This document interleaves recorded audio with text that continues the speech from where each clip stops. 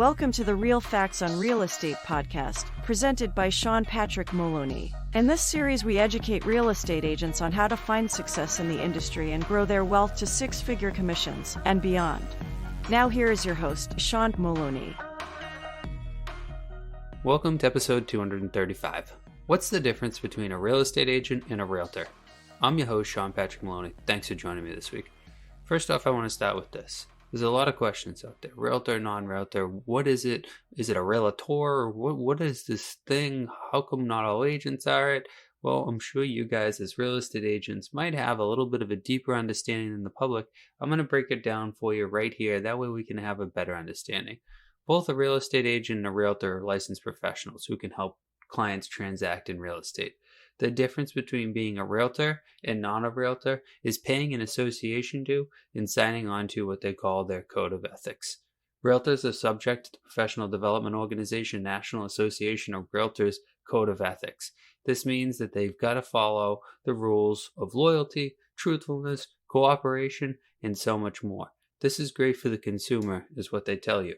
National Association of Realtors is a consumer-driven business, they say, and it's about getting your client the best attention and care possible, knowing that realtors tend to be higher in education because they have more continued education available to them.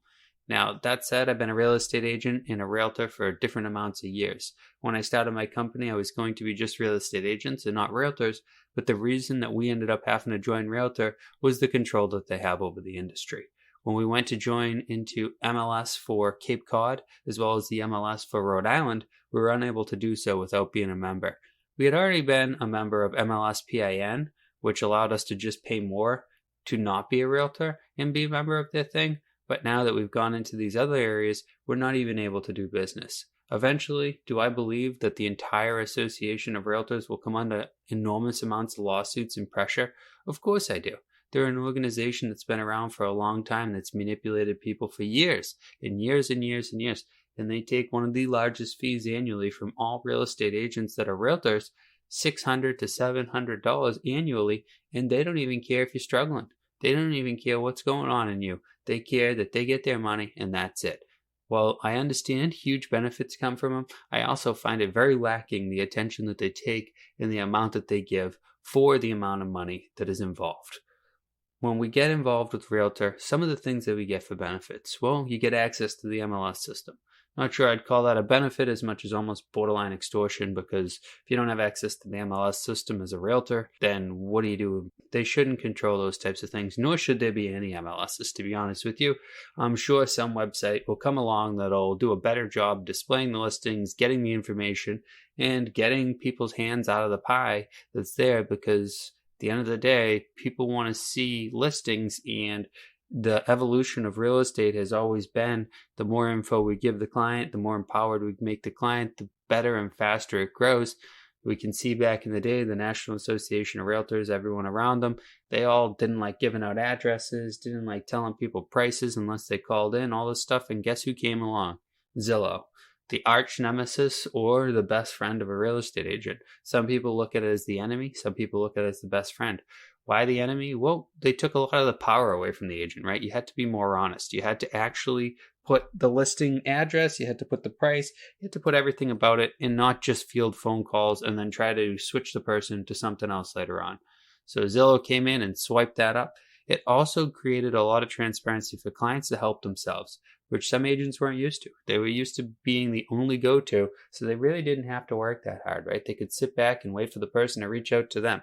Now we all have to go out and really work hard because we have to prove ourselves, and because of the fact that we have cooperation throughout, we have to be able to sell each other's listings, which this Zillow tool allows people to see. Now, over the years, Zillow transformed. They became a brokerage, and to be honest with you, they kind of backed down on their fight with Realtor because they now are a Realtor company. A lot of people don't realize it, but Zillow has transformed from the company they once were to a licensed brokerage to a member of Realtor and also a syndicator of the MLS. Whereas they used to be putting it together piece by piece, they're now just syndicating that same IDX data, and they're paying hundreds, if not thousands, of IDX providers in order to put all the houses into one place.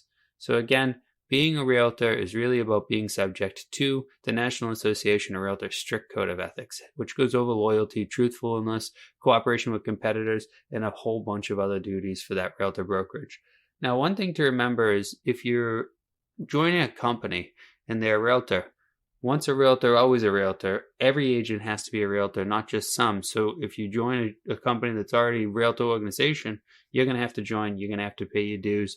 The dues come on annually. They come out in November. Of course, the National Association of Realtors, who cares so much for us, has not learned to move their bill till April, May, June, July, August, September, October, when agents are busy. No, let's do it in the wintertime. Let's bill them and let's charge them way more money if we finance them, because we can just sucker them like that if they can't afford the one-time payment. As you can tell, I have a little bias. I barely like the group. I am a member. I pay them. I'm not talking bad about them, but man, they could certainly help us out more.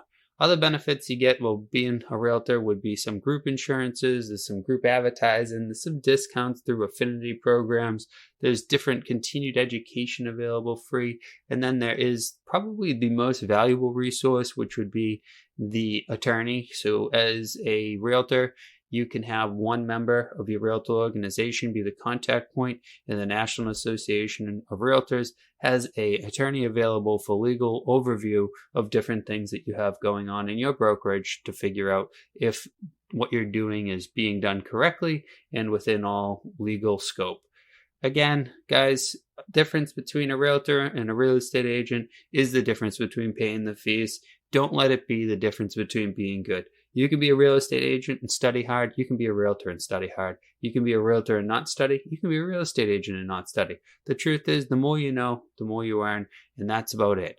Guys, I hope this helps you understand what a realtor is versus what a real estate agent is, and better understand in the process of figuring out what brokerage to work at. If you'd like to join us over here at Movementum Realty, we'd love to have you. We're always hiring both new and existing real estate agents and helping them take their business to the next level. Thanks again, and I look forward to talking to you next week.